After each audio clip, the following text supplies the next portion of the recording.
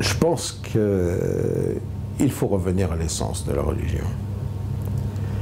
La première des choses, bon, il est en fait certain qu'il y a des partis politiques qui ont été ou qui sont brillants, qui ont des succès, mais je pense que l'islam, ce n'est pas une affaire de bulletin de vote qu'on met dans une urne. Ce n'est pas une affaire d'élection.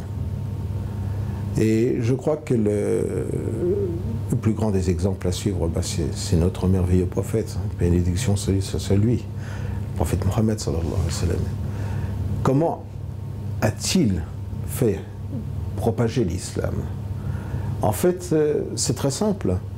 Il a commencé par sa famille, puis son entourage, et puis au fur et à mesure, l'islam s'est répandu de la même façon que l'escargot fait sa coquille. C'est-à-dire qu'il y a un noyau qui est sain, et tout tourne autour du noyau jusqu'au moment où ça se répand. Et tant qu'on n'aura pas compris qu'il faut revenir à cela, on n'y arrivera pas. Et la deuxième des choses, c'est surtout de ne pas attendre d'un bulletin de vote la réussite. Le prophète Mohammed sallallahu alayhi wa sallam a dit: on ne donne jamais le pouvoir à celui qui le demande. Et donc c'est une instruction suffisamment claire. Ce qui ne veut pas dire qu'il ne faut pas que les musulmans s'organisent politiquement, parce que bon, si les musulmans ne s'organisent pas politiquement, c'est laisser la place au shaitan.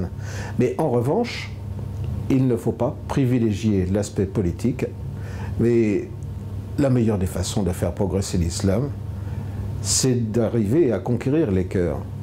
Et conquérir les cœurs, c'est par la dawa, c'est par l'établir, c'est par les bonnes qualités qu'on montre. Ce n'est pas en demandant à la majorité de voter pour soi, quand bien même on aurait de bonnes intentions.